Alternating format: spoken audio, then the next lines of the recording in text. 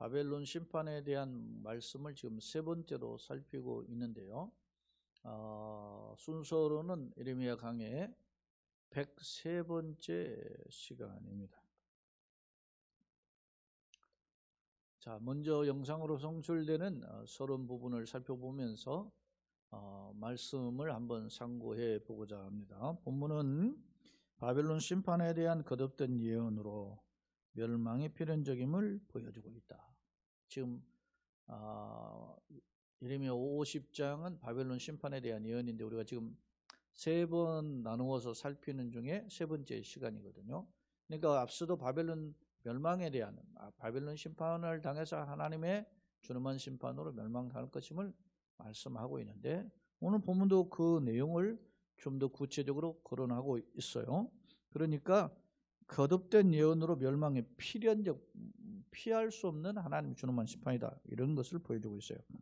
주목할 점은 하나님은 또 다른 큰 나라를 일으켜서 바벨론이 섬기던 우상들은 물론 강력한 군대와 백성들을 징벌하실 것이다.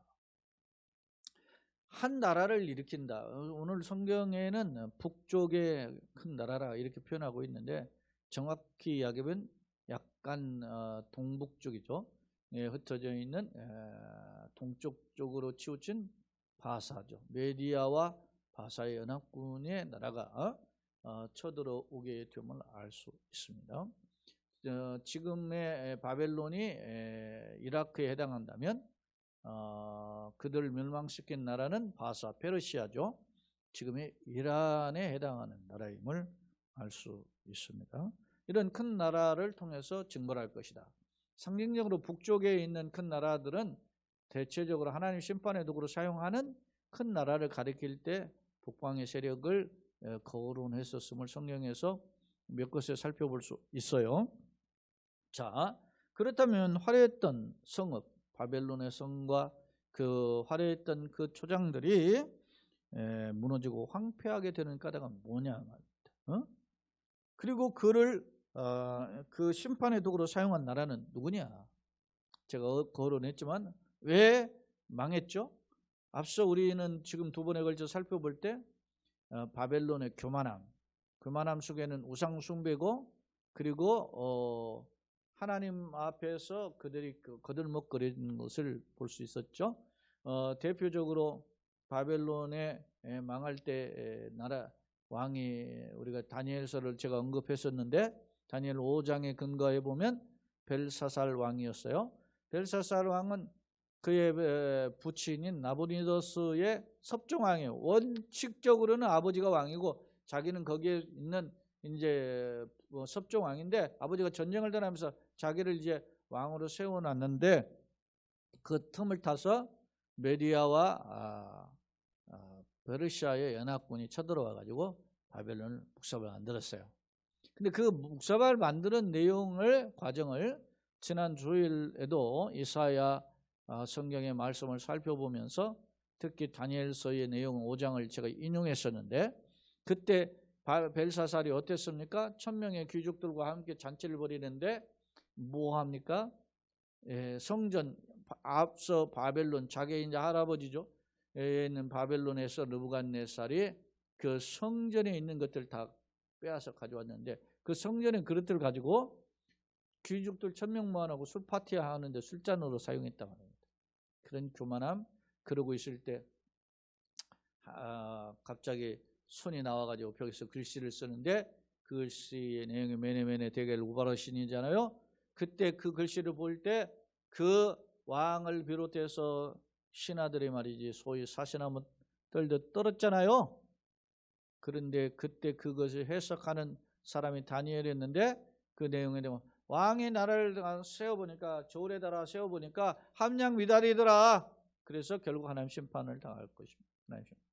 그날 밤에 벨사살이 죽임당했어요. 무시무시한 거죠? 사랑하는 여러분, 사람이 잘 나간다고 건방지면 안 돼요. 교만한 배망의 순봉에 거만한 마음 넘어지면 없죠. 바벨론이 그렇게 망했어요. 바벨론이 망한 때가 기원전 539년인데 그 다음 해 이스라엘이 바벨론 70년의 포로에서 해방된다. 역설이잖아요. 그렇게 화려했던 세계의 모든 나라들을 종삼았던 나라는 망하고 종삼을 당했던 종살이를 하고 있던 사람은 돌아온다 말입니다. 그건 무엇을 교훈해 주고 있습니까? 아무리 화려해도 하나님의 손에 떠나면 망하는 것이고, 비록 비참하게 하나님 앞에서 불순종, 이스라엘이 왜 망했습니까? 북왕국이 망하고 남왕국이 망할 때 이유가 뭡니까? 우상 숭배와 하나님 떠난 그런 배역함이잖아요. 설령 그렇게 망했다 할지라도 하나님의 국률을 덧입으면 살아날 수 있다라고 하는 점을 보여주고 있어요. 지난 시간에는 주제가 바벨론 심판의 주제도 있었지만 이스라엘 회복이라는 주제가 있어요. 오늘 본문도 이스라엘 회복에 대한 부분이 2절에 언급이 돼요. 근데 그 내용이 너무 간단하기 때문에 제가 바벨론 심판에 대한 거듭된 선언이라는 주제로 말씀을 제목을 정해 본 거죠. 계속해서 자, 그러면 이런 바벨론이 왜 망했고 바벨론을 멸망시킨 도구로 쓰임받는 나라는 누구고, 또 그런 반면에 동시에 바벨론이 멸망할 때 이스라엘이 회복이 되는데 그 회복은 어떻게 이루어지는가 하는 점을 오늘 말씀을 통해서 살펴보고자 합니다. 먼저 자, 성경으로 돌아와서 그러면 성경의 한 절씩 말씀을 살펴보도록 하겠습니다. 33절, 만군의 여호와께서 이같이 말씀해요. 만군의 여호와라는 표현은 제가 거듭거듭 이야기했는데 소위 전쟁 용어로 사용된 표현으로 강력한 군사적 힘을 가리킬 때 하나님의 위대한 힘, 능력 이런 걸 표현할 때 만군의 여호와 이런 표현으로 사용되었다 하는 말씀을 드린 바 있어요. 그 하나님께서 말씀하십니다. 이스라엘 자손과 유다 자손, 이스라엘 자손은 북왕국이고 유다 자손 남왕국이죠. 그들이 함께 학대를 받는 데다 끌려갔죠. 북왕국은 이미 사라진 나라 아수르에 끌려갔고 남왕국은 현재 지금 바벨론에 끌려갔다 말입니다. 남왕국이 끌려갈 때도 1차, 2차, 3차 끌려가잖아요. 근데 그 사로잡은 자는 그들을 어떻게 해요? 붙들고 놓아주지 아니한다. 끌어왔지만 더 놓아주지 않아요. 그러니까 어떻게 해요? 그들이 정복자는 피정복자를 그렇게 헤아리는 능력이 없는 거예요. 마음이 없는 거예요. 짓밟는 거지. 자, 그들의 구원자는 강하니 그의 이름은 만군이에요. 그러면 끌려갔어요. 포악자에서 아수르에서 끌려갔고 남왕국은 바벨론의 느부갓네살에서 끌려갔잖아요. 그러나 끌려갔지만 그들을 구원하시는, 이스라엘 백성을 구원하시는 분은 누구라는 거예요? 하나님인데, 그분은 누구냐면 강하시고 그 이름은 만군의 여호와라. 34절, 반드시 그들 때문에 싸우시리니. 그들 택한 백성이니까 싸우는 거죠. 예? 하나님께서 찢어졌으나 싸매시는 하나님, 죄악으로 말미암아 징계하실 수밖에 없었지만 그러나 은혜로 그들을 다시 한번 건져주시겠다고 하는 말씀이 이 본문에 담겨져 있잖아요. 그들 때문에 싸우시리니 그 뉘앙스가 뭐예요? 내가 싸워서라도 내 빼앗아 주겠다. 그러면 여러분, 만군의 하나님이 정말 대적할 사람이 누구 있어요? 아무도 없죠. 그러니까 오직 하나님에게 주권과 능력으로 이스라엘을 회복하시겠다라고 하는 약속입니다. 그 땅에 평안함을 주고, 이스라엘 회복이죠. 바벨론 주민은 불안하게 하리라. 자, 사로잡아갔던 짓밟았던 자들은 오히려 불안해하는데 끌려갔던 이스라엘은 회복되어 돌아올 것이다 라고 하는 점을 말씀을 통해서 교훈하고 있습니다. 이게 이제 오늘 이스라엘 회복에 대한 간략한 말씀이라고 소개했다는 말씀의 요 구절이에요. 이제 두 번째 이제 부분인데요. 35절로 37절인데 여호와의 말씀입니다. 칼이, 자, 그렇다면 이제 칼은 이제 전쟁을 상징하죠. 칼이 갈대아인의 위에와 바벨론의 주민의 위에와, 갈대아 바벨론은 같은 표현이죠. 갈대아는 지역적 이름, 바벨론은 국가적 이름 이렇게 보면 돼요. 그 고관들과 지혜로운 자 위에 떨어질지라. 위에는 머리라는 거죠. 피할 수 없다라는 겁니다. 떨어질지라. 칼이 자랑하는 자. 제가 이 자랑하는 자를 그 히브리어로 살펴보니까 히브리어 단어가 핫바딤이라고 하는 단어더라고요. 이 핫바딤이라는 단어를 보니까 제가 두 번째 화면에는 정리해 놨는데 그게 보면 그 칼빈 선생이 해석한 내용의 일부를 제가 적어놨어요. 핫바딤에서 가정한 우상을 섬기는 점쟁이와 거짓 선지자를 가리킬 때 핫바딤이라는 단어를 사용했다는 거예요. 이게 왜 그러느냐? 이게 아무것도 없는 거잖아요. 사실은 맹탕이잖아요. 점쟁이가 뭘 알아요? 아무것도 모르지. 거짓 선지자가 뭘 알아? 아무것도 몰라. 아무것도 없는 것들이 자랑한다. 응? 소위 말하는 도토리 키재기식으로. 여러분, 하나님 앞에서는 뭐합니까? 세상 사람 아무것도 아니에요. 지금 우리가 요즘 대장동 때문에 난리가 났잖아요. 제가 이 대장동을 검색해 보니까 91만 평방미터더라고. 91만.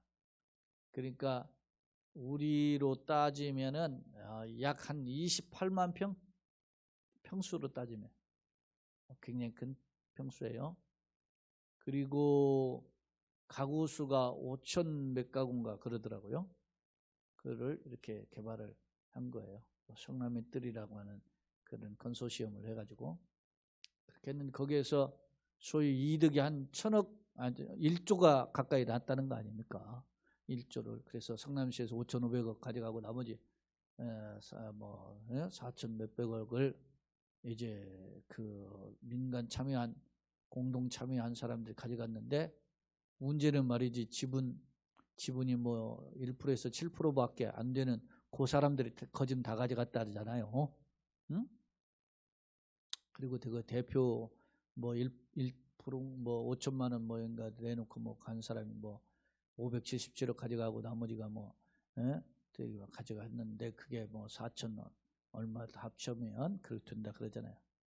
정확하게는 잘은 모르겠는데 근데 문제는 얼마나 거기서 돈이 많이 남았으면 아니 퇴직하는 대리에다가 50억을 준다 말이지.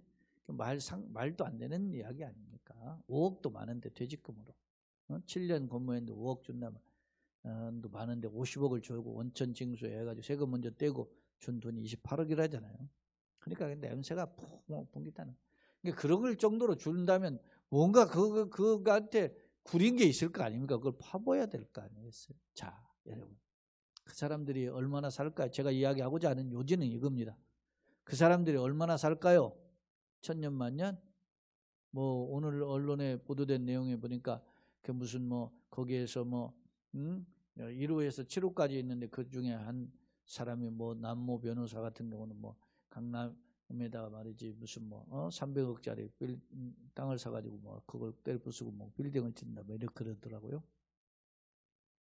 돈이 남아 돌지.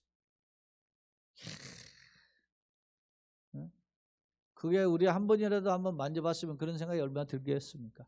그런데 여러분 자 한번 비교 한번 해봅시다. 그 돈이 얼마나 크죠? 어마어마한 크죠. 기하급수 큰 돈이죠. 상상할 수 없는 돈이에요. 그런데 여러분요 당대 세계를 제패했던 바벨론에 비하면 그 돈이 얼마나 되겠어요? 예? 대한민국 땅덩어리 그 대장동 땅덩어리 얼마나 되겠어요? 세 발의 피지. 예? 여러분요 지구본을 놓고 큰 요만한 지구본을 놓고 대장동 땅을 점을 찍으면 찍히겠어요? 그런데 바벨론 땅은 지구본을 놓고 그건 그려지잖아요. 바벨론이 정복한 땅 지구본을 놓고 대한민국의 몇십 배 큰 땅을 바벨론이 차지했으니까 몇 배로 큰 그런 이 화려했던 이 바벨론이라는 나라가 100년이 못 돼서 망해버리잖아요. 여러분 이스라엘 백성을 끌어갈 때 605년부터 끌고 갔어요. 근데 538년에 돌아오는데 539년에 망했으니까 바벨론. 근데 바벨론의 역사는 자기 아버지 느부갓네살의 아버지 라브포라살부터 근거를 하더라도 불과 한 80년 밖에. 아무리 화려해도. 자랑하는 자유에 다 떨어지는 거예요. 근데 거기에서 뭘 자랑해요? 거짓 선지자들, 우상숭배자, 점쟁이들이 뭐합니까? 지금 현혹하는 거죠. 예?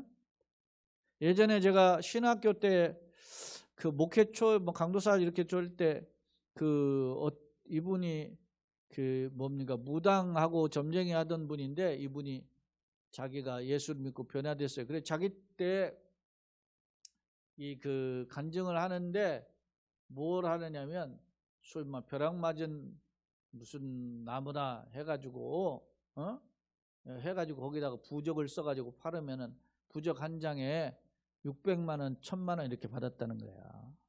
근데 그때 자기가 무슨 누가 대통령 될 것이다 예언해가지고 맞췄더니 막 몰려들어요. 제가 20여 년 넘죠. 제가 그 간증을 들은 지가 한 4, 5년 되는 것 같은데.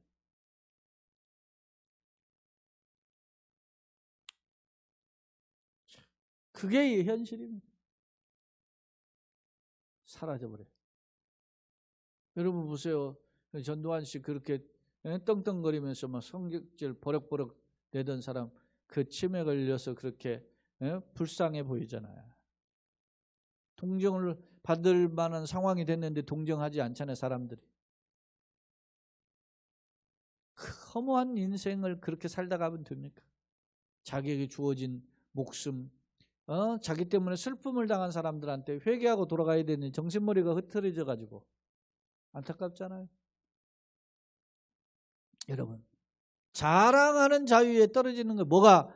칼이 심판의 칼이죠. 전쟁의 칼이죠. 진노의 칼이 떨어진단 말입니다. 어떤 자? 자랑하는 자가 아까 핫바팀이라고 하는 이 단어가 무슨 단어였다고 그래요? 점쟁이, 거짓 선지자 그들이 왜 떨어지는 거예요? 준엄하게 긁어 모았던. 예전에도 제가 소개했었잖아요. 현신의 권사님 그 사람이 17가지 질병을 가졌다가 그 치유음 받은 신유은사를 받은 거예요. 그래 치유음 받고 남들을 자기 막 손이 막 커지는 기도 그런 그 환상을 보면서 했더니 나중에 기도해 주니까 병자가 낫고 그래요. 제가 현신의 권사가 소위 말하면 걷지 못하는 사람을 이렇게 세우는 집회하는 것을 제가 보았다 그러잖아요. 그런 분인데 나중에 자기가 말이지 소위 환상 중에서 주님을 배웠는데 주님 저라 아세요? 저 현신입니다. 모른다 그러시더라. 깜짝 놀라가지고 그러면은 그때 당시 유명한 목사님들 됐다는 거예요. 뭐 한경직 목사님, 뭐 김창인 목사님, 조용기 목사님, 저 하늘산 기도는 이천성 목사님 이렇게 됐더니 모른다더래 다. 예? 근데 그 중에 한 사람 김창인 목사님 조금 고개를 가우뚱하다. 그래서 이분들 찾아가 가지고서나 이야기했더니 뭐 조용기 목사님 자기가 회개하겠습니다 이렇게 말을 했고 이천성 목사 하늘산 기도원 원장했더니 그 양반은 뭔년 하면 욕하면서 그렇게 욕했다 그러잖아요. 그 양반은 그 욕하는 강단에서도 욕을 엄청나게 많이 했다. 네? 그래서 자기가 정신을 차리고 보니까 자기가 가지고 있는 재산이 30억이더래. 30억. 집회를 신유 집회, 은사 집회를 하면서 그런 그 헌금들 가지고 번 돈이야 그게. 그래서 정신을 바짝 차리고 내가 예수 팔아서 돈 벌었구나 그렇게 생각해서 그것을 소위 김창인 목사님 예수님의 조금 고개를 갸우뚱했던 김창인 목사님 그 양반이 운영하는 북한 선교 훈련원들에 다 헌금했다잖아요.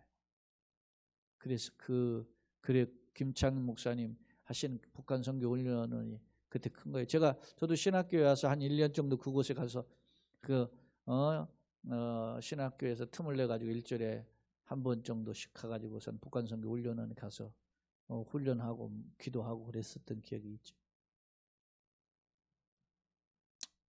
사랑하는 여러분, 이야기가 좀 다른 각도로 그렇게 화려했던 사람도 진노의 칼, 심판의 칼, 전쟁의 칼을 피할 수가 없다라는 거. 36절. 자, 좀 더 빨리 진행해 볼게요.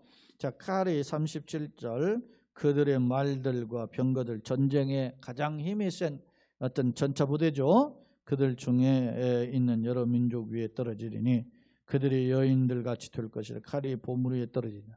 피할 수 없는, 숨길 수 있고 가져갈 수 없는 거예요. 다 떨어지니 그것이 다 약탈들이라. 전쟁이 다 빼앗기고 자기가 잘한 것들은 다 빼앗겨. 공술의 공수거예요. 여러분 이제 뭐 아까 이야기했지만 대장동 그것이 어떻게 결론 날지는 모르지만 제가 보기에는 뭐 수사 뭐 이렇게 하는데 그냥 저냥 대충 수사해서는 믿을 수가 없잖아요. 예? 좀 큰 수사해가지고 확 다 파헤쳐야 보면 구리내, 썩은 구리내가 나는 거 싹 걷어내야 돼. 그렇게 해도 안 돼. 자, 38절. 가뭄이 물 위에 내려 그것을 말리리니 이는 그 땅에 소각한 신상의 땅이요 그들은 무서운 것을 보고 실성하였습니다. 자, 가뭄이 내린다. 가뭄은 기근을 이야기하죠. 전쟁과 여러분이 하나님의 심판에 상징하는 세 단어. 칼과 기근과 전염병입니다. 네? 기근은 굶주림이죠. 전염병은 지금 우리가 이 전염병이 얼마나 이 전전긍긍합니까? 칼은 전쟁입니다. 여러분 이런 것이 닥치면 이게 하나가 와도 이렇게 힘든데 두 개가 겹친다든지 아니면 세 개가 겹치면 큰 재난이 피할 수 없어요. 그런 상황이 오게 될 것이다. 그러므로 자 그렇게 될 때 39절 사막의 들짐승인 승냥이와 함께 거기에 살겠고 이 사막의 들짐승이라는 것은 사람이 살 수 있는 곳이 못 된다 그런 거예요. 응? 타조도 그 가운데 살 것이 영원히 주민이 없고 대대에 살 자 없어. 화려했던 바벨론 땅에 들짐승의 거처가 될 정도로 황폐할 것임을 경고하고 있어요. 자, 40절 여호와의 말씀이니라. 하나님께서 소돔과 고모라와 그 이웃 성읍들 뒤엎었듯이 거기에 사는 사람들이 없게 하고 그 가운데 머물러 사는 사람이 아무도 없게. 소돔 고모라 성이 불과 유황으로 완전히 불에 타버리지 않습니까? 녹아져버렸어요. 그거 쳐다보지도 말아 그랬잖아. 뒤돌아보지도 말아 했잖아. 그럴 것처럼 바벨론이 완전히 쑥대밭이 될 것입니다. 황무지가 될 것임을 경고하고 있어요.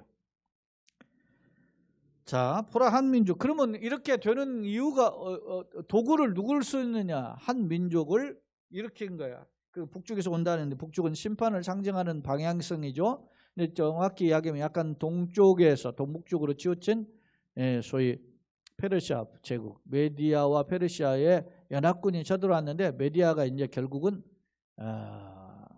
이제 페르시아와 합병돼요. 그냥 메디아의 제 왕은 누구였냐면 다리오 왕이 있죠. 다리오 왕이고 페르시아 왕은 고레스인데 이 다리오 왕이 고레스의 장인이에요, 장인. 그래서 그 두 나라가 이제 합병이 되는 건데, 그래서 이제 고레스가 페르시아 제국의 초대 왕으로 되고, 그래서 왕이 됐을 때 이제 어떻게 해요? 이스라엘을 포로에서 해방시키고 돌아가라. 고레스 원년에 조서를 내려가지고. 자, 큰 나라와 여러 왕이 충동을 받아가지고 땅끝에서 일어나느니 그들은 활과 투창을 가진 자라 잔인하여 불쌍히 여기지 않고. 철저히 짓밟는데 과거에 바벨론이 여러 나라 이스라엘 짓밟은 것처럼 페르시아 제국의 바사가 이 바벨론을 짓밟을 것임을 이야기하는 거예요. 불쌍히 여기지 않는다 그러죠. 잔인하다 그러죠. 그래서 그들의 목숨은 바다가 설레인 같도다. 딸 바벨론아 그들의 말을 타고 모사같이 각기 내 앞에 대화를 가져왔더라. 굉장히 무시무시한 모습으로 다가옴을 보여줘요. 바벨론 왕이 그 소문을 듣고 손이 약하여지며 그 고통에 사로잡혀 해산한 여인처럼 진통하다. 해산한 여인은 가장 극심한 고통을 상징하는 표현이죠. 그렇게 될 것이다. 보라, 사자가 요단의 깊은 숲에서 나타나듯이, 요단에 보면은 요단의 그 동편 쪽에서 소위 트레는스 요단 숲이 많지 않습니까? 산이 우거지에 있고, 그러니까 거기에 그런 맹수들이 있단 말입니다. 그런 것처럼 견고한 처소를 칠 것이라. 내가 즉시 그들을 거기서 쫓아내고 택한 자를 내가 그 자리에 세우리니 나와 같은 자 누구며 출두하라고 나에게 명령할 자 누구며 내 앞에 설 목자 누구냐. 아무도 없다는 하나님의 절대 주권이 이렇게 일을 진행하는, 일을 행하시고 그걸 성취하시는 하나님.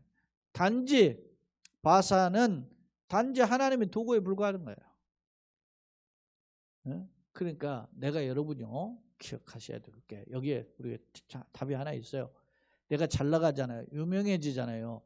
또 세상 사람들 박수를 받잖아요. 그때 나를 하나님 뭐로 쓰는 거예요? 지금 도구로 쓰는 거예요. 도구로. 근데 나를 도구로 쓰시는 하나님 바라보지 못하고 내가 건방지면 어떻게 해요? 망하는 거죠. 조금 잘 나가는 듯 하다가 망하는 거야. 그것이 그 기간인데 조금 남들이 보기에 좀 길어 보이니까 대단한 것 같죠. 여러분요, 5년 금방 지나가. 대통령 뭐 그까이 거 뭐 5년 하는데 별거 다 하는 것 같지 않아요. 지금 뭐 대통령 지금 뭐 7개월, 8개월밖에 안 남았는데도 뭐 자기가 오래 할 때 지금 착각하. 여러분 다 금방 넘어지는 거야. 역대 대통령 이 사람만 그런 게 아니에요. 역대 대통령 다 그랬잖아요. 응? 그러니까 5년에서는 안 되겠다, 짧다 생각하잖아요. 그러니까 저 중국에서도 시진핑이 말이죠. 5년씩 10년을 하게 돼 있는데 10년 하는 거 모자라니까 더 해가지고서나 10년 하고 그만두는 거 법을 없애버렸잖아요. 바꿔버렸잖아요. 그런다고 지가 오래 갈 것 같냐 말이에요. 언제 죽을지 모르는 거야. 응? 여러분요, 물론 역대 철권을 통치를 하던 사람들이 있어요. 근데 그 사람들이 천년만년 했냐고. 다 죽임을 당하지. 거기에 빠지면 안 된다. 그를 나한테 잠시, 여러분 지난 주일하고 저지난 주일에도 계속 이야기했어요. 우리에게 하나님이 물질을 주신 무라, 내가 주인이 아니고 나는 청직이다. 권력도 청직이에요. 재능도 청직이에요. 지식도 청직이에요. 내가 공부해서 열심히 해가지고 뭐 대학도 들어가고 그래가지고 내 건들은 뭐예요? 우리 표현에 그런 표현이 있잖아요. 자수성가했다. 응? 자기가 열심히 노력해가지고 사람 말이지, 그렇게 해가지고 개천에 용난 것처럼 그렇게 해서 성공했어요. 그러니까 사람들이 부러워하고 박수 쳐줘요. 대단하다. 으쓱하지. 그러나 사람들은 설령 그럴지언정 우리 기독교인들은 어떻게 해요? 나에게 그런 지식을 주었고 재능을 주었고 나에게 물질을 주었고 권력을 주셨다는 거예요. 잠시 맡겨주신 청직이라는 겁니다. 그를 하나님의 영광을 위해서, 그 하나님의 영광이라는 것은 하나님께 영광되는 일이 무엇인가를 보면 알 수 있어요. 예를 들어서 내가 어떤 가난한 자, 어려운 사람 돌보는다. 이게 하나님 영광된 일 아닙니까? 그러면 영광된 일이에요. 꼭 하나님께 뭐 11조하고 감사하고 헌금하고 봉사하고 이런 것만이 하나님 영광이 아니다 말이죠. 내가 세상 속에서 어려운 사람 살리고 도와주고 내가 가지고 있는 걸 그게 능력이고 축복 아니겠어요? 근데 바벨론은 그러지 못했다는 거예요. 자, 45절 그런즉 바벨론에 대한 여호와의 계획이라 그러죠. 계획과 갈대아 사람들의 땅에 대하여 품은 여호와의 생각. 거듭거듭 반복한 거죠. 이게 대꾸로 이루어졌는데 갈대아나 바벨론이 같은 나라잖아요. 여호와의 계획이나 여호와의 생각을 들으라. 자, 양떼의 어린 것들을 그들이 반드시 끌어가고 그들의 초장을 황폐하게. 양떼 어린 것까지 다 쓸어가 버려. 바벨론 약탈당하는 소리에 땅이 진동하냐. 얼마나 약탈당하는 전쟁의 소리가 심각했으면 이런 표현을 썼어요. 그 부르짖음이 나라들 가운데 들리리라. 통곡의 소리, 탄식의 소리죠. 자, 두 번째 화면을 다 보겠습니다. 자, 33절, 34절은 이스라엘의 회복에 대한 약속인데 바벨론에게 학대를 받았던 이스라엘 자손은 하나님의 주권과 권력으로 건져주실 것이다. 그렇게 이야기했어요. 두 번째 화면입니다.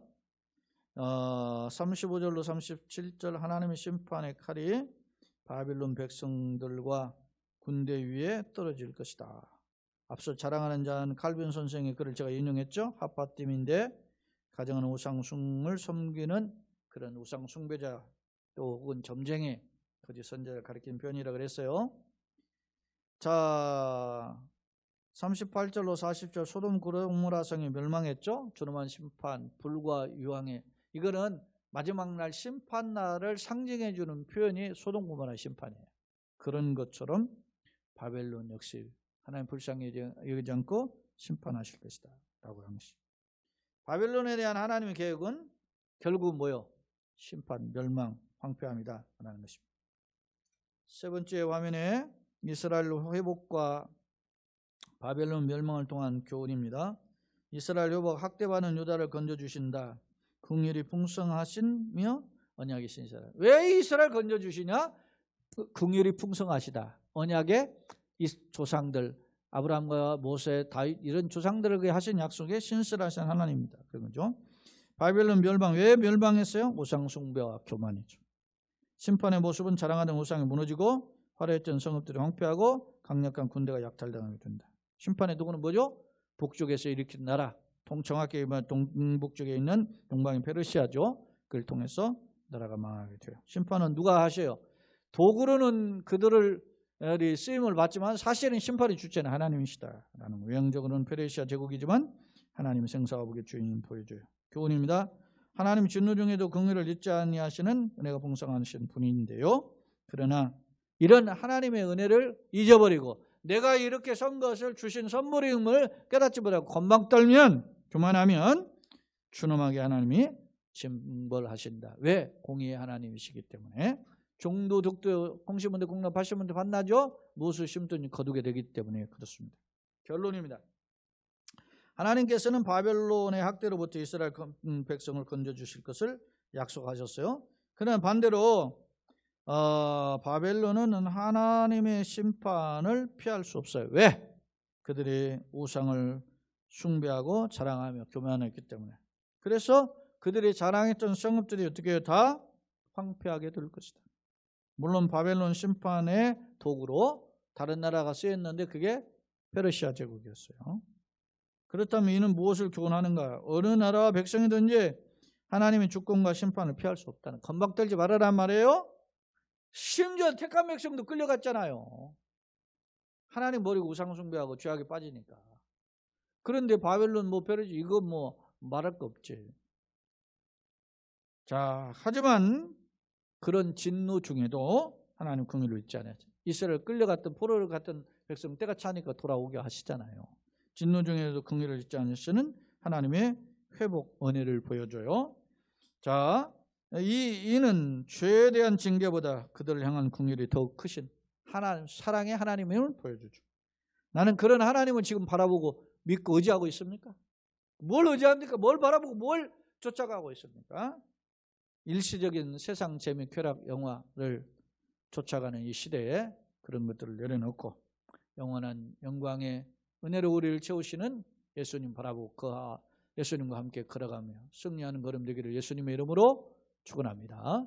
아멘.